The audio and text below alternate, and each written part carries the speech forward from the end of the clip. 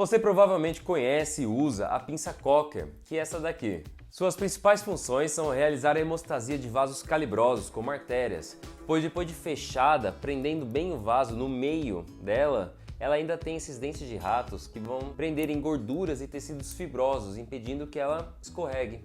Então, por exemplo, vamos supor que aqui a gente tenha uma artéria. A Cocker, ela entra, tá? Cuidado com os dentes de rato para não pegar no vaso sanguíneo.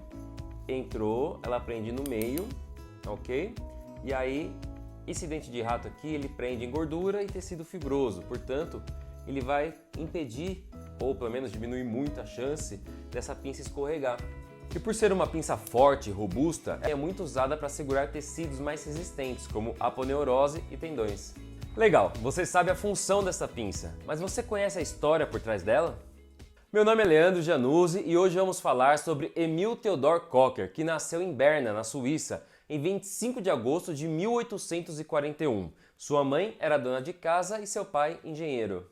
Após concluir os estudos do ensino médio, ele concluiu a escola de medicina na Universidade de Berna, que frequentou de 1860 a 1865, e já em 1866 ele ganhou o título de doutor em medicina. Durante a faculdade, passou um curto período na Universidade de Zurich, onde ele conheceu o famoso cirurgião Theodor Bierhoff. Sim, Bierhoff, daquela cirurgia gastrointestinal complicada, e esse encontro o impressionou muito. E Theodor Cocker se impressionou tanto com Theodor Bierhoff que ele se considerava um discípulo dele. Depois de completar seus estudos médicos, Cocker visitou clínicas cirúrgicas importantes em Londres, Berlim, Paris, para aprofundar sua educação cirúrgica. Durante seus estudos na Inglaterra, ele formou um conhecimento de novas técnicas cirúrgicas antissépticas. Cocker, além de um crânio na medicina, ele era fluente em alemão, francês e inglês, o que lhe permitia ter um amplo acesso a toda a literatura importante e se comunicar com os líderes do pensamento cirúrgico. Após o seu retorno à Universidade de Berna, torna-se assistente do presidente de cirurgia entre 1866 e 1869 e obtém a Venia Decende, que era a licença para ensino acadêmico. E aqui é importante ressaltar que ele introduziu as novas técnicas de tratamento antisséptico das feridas que havia aprendido na sua viagem à Inglaterra. Por razões financeiras, ele entrou na prática privada, mas continuou a se envolver ativamente no ensino e na pesquisa acadêmica, e assim publicou suas primeiras contribuições científicas. Em 1872, o ex-presidente de cirurgia deixou Berna e, embora o corpo docente propusesse outro candidato, o Conselho de Regentes rejeitou a sua recomendação e nomeou Cocker como presidente da Clínica Universitária de Cirurgia, aos 31 anos de idade. Cocker ocupou esta posição pelos próximos 45 anos, até sua morte em 1917.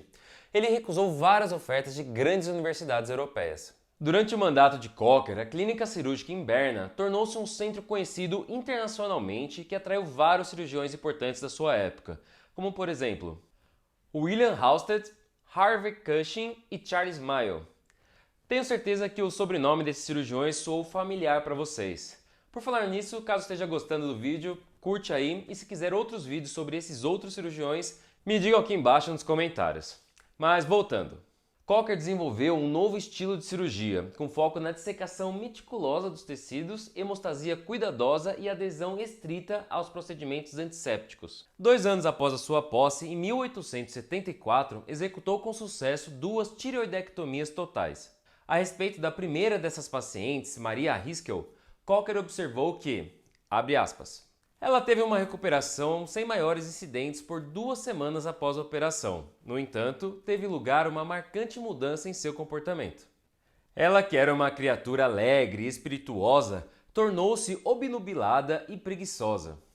Devemos aprender com a evolução que ela experimentará daqui para frente, se existe alguma relação entre a alteração do seu estado mental e a extirpação do bócio.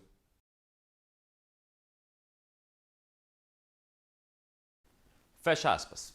O tempo passou e em 1883, no Congresso Alemão de Cirurgia, Cocker apresentou o caso de Maria Haskell com um segmento mais prolongado, da seguinte forma, abre aspas.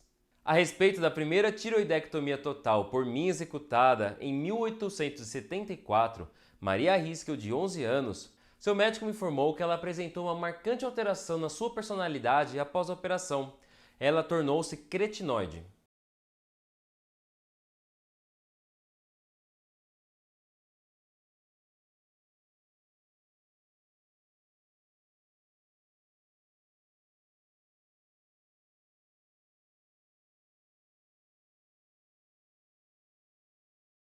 Isso me pareceu tão importante que eu fiz todos os esforços para examiná-la, o que não foi tão fácil, pois seu médico faleceu logo após enviar-me a mensagem. Fiquei ainda mais ansioso após o informe do nosso colega Reverdan de Genebra sobre 2 de seus pacientes que sofreram acentuada deteriorização mental após operações semelhantes.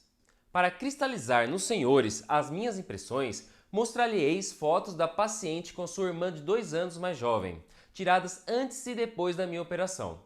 Antes da cirurgia, as duas eram tão parecidas que eram confundidas com frequência. Contudo, enquanto sua irmã desabrochou tornando-se uma linda mulher, a minha paciente ficou pequena e feia. Assim que tomei conhecimento deste fato, convoquei todos os meus pacientes para que retornassem para serem examinados. Fecha aspas. Ao acumular uma experiência de 34 tireoidectomias, Cocker publicou aquele que talvez seja o trabalho científico mais importante na história da tireoidectomia. E é esse trabalho aqui cujo nome eu não vou nem tentar pronunciar. Ele é considerado um marco, pois neste foram estabelecidos com minúcias os princípios técnicos da tireoidectomia total e da lobectomia tiroidiana, virtualmente inalterados até os dias de hoje. Cocker teve a oportunidade de acompanhar 18 dos seus 34 pacientes. Dentre eles, 16 apresentavam hipotireoidismo. Ele percebeu a similaridade entre esse quadro que denominou de caquexia strumipriva e o cretinismo. Sem conhecer precisamente os mistérios da fisiologia tiroidiana, considerou que um amolecimento da traqueia poderia ser incriminado, bem como alguns distúrbios da circulação cerebral. Textualmente, Cocker declarou que, abre aspas, acreditamos, portanto, que esse quadro seja determinado por um distúrbio da circulação cerebral, ao passo que a caquexia pode ser justificada pela dificuldade respiratória, que reduziria sobremaneira o fornecimento de oxigênio, fundamental para que a glândula tireoide possa influenciar na formação do sangue. Fecha aspas. Apesar das explicações que hoje sabemos incorretas, provavelmente foi esse trabalho que levou Cocker a receber o Prêmio Nobel de Medicina no ano de 1909. Claro, além de numerosas contribuições para a cirurgia e fisiologia da tireoide, e suas investigações sobre causas do bócio endêmico e do cretinismo. Mas é que esse trabalho foi o mais famoso. De fato, Cocker foi o primeiro cirurgião a receber tal alta honraria.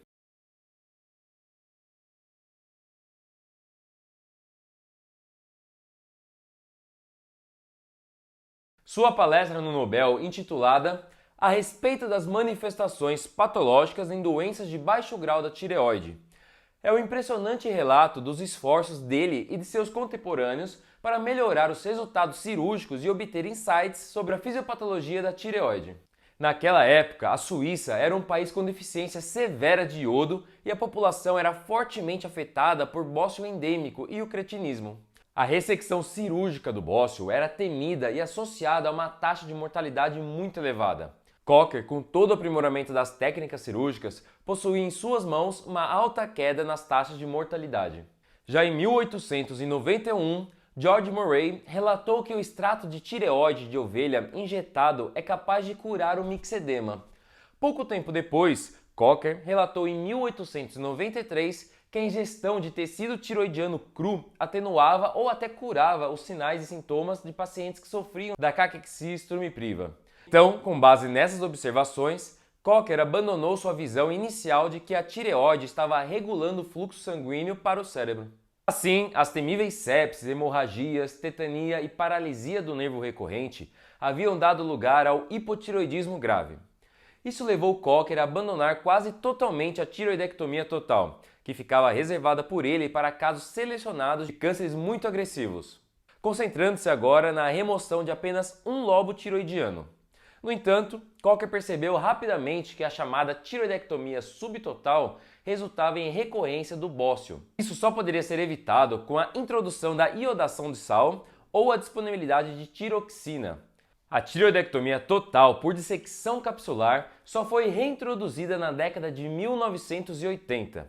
Mas naquela época ficou outra questão no ar.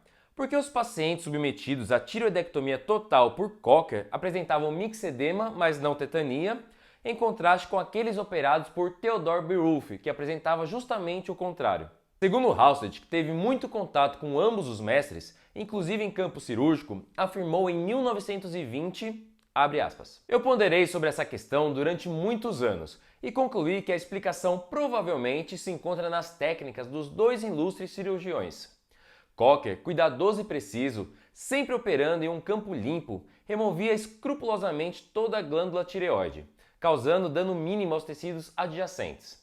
Já Theodor Beerwulf, operando mais rapidamente e, se a memória não me falha, com menos preocupação quanto à hemorragia, poderia facilmente ter removido as paratireoides, ou pelo menos ter interferido com seu suprimento sanguíneo, além de ter deixado mais restos tiroidianos. Fecha aspas. Em 1917, aos 76 anos, poucas semanas antes de sua morte, Cocker apresentou no Congresso Suíço de Cirurgia sua experiência de 5.000 tiroidectomias, com mortalidade de 0,5%. É importante ressaltar que, embora as mais significativas contribuições de Cocker tenham ocorrido na área da doença tiroidiana, ele era um cirurgião com habilidade e criatividade notáveis. Nem mesmo Beerwulf demonstrou tal versatilidade de interesses, pois além do seu trabalho com a tireoide, Cocker fez contribuições significativas para muitos campos da cirurgia. Isso incluiu, entre outros, um novo método para reduzir luxação de ombro, abordagens inovadoras para reparo de hérnia, cirurgias gastrointestinais, ortopedia, urologia, choque, medula espinhal, lesões cerebrais, ferimento por arma de fogo, osteomielite, hemostasia e asepsia. E a nossa querida pinça Cocker, que é uma pinça hemostática arterial desenvolvida em 1882. Cocker, um homem humilde e de fortes convicções religiosas, era muito voltado para a vida profissional, quase sem deixar tempo para o lazer. Ele era amado pelos seus pacientes e querido por seus estagiários e colegas. Seus conceitos inovadores foram fundamentais para a construção do novo hospital universitário em Berna. E o Instituto Theodor Cocker em Berna também foi construído e financiado por uma doação estabelecida com o Prêmio Nobel. Os membros deste instituto continuam a realizar pesquisas de alto impacto em imunologia, barreira hematoencefálica, angiogênese e biologia plaquetária. Assim, fica clara a magnitude do legado de Emil Theodor Cocker, cuja grandeza talvez seja mais bem expressa por uma frase a ele atribuída por seus discípulos. Cirurgiões que assumem riscos desnecessários e operam apostando corrida contra o relógio parecem excitantes sob um ponto de vista de um observador incauto. Contudo, eles não são necessariamente aqueles em cujas mãos você preferia se colocar. Você que gosta de cirurgia, que opera, reflita bem essa frase e guarde para você.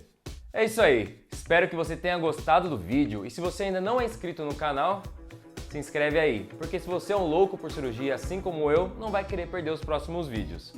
Agora tenho certeza que você verá pinça Cocker com outros olhos. Um grande abraço e até o próximo vídeo.